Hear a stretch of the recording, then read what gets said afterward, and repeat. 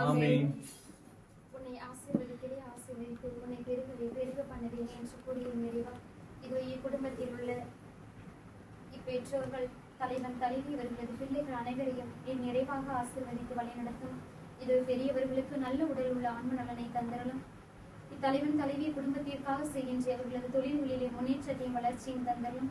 இது படிக்கின்ற குழந்தைகள் கல்வியிலும் இறை ஞானத்திலும் சிறந்து விளங்கவும் ஞானத்தை இவர்களுக்கு அளித்தரலும்.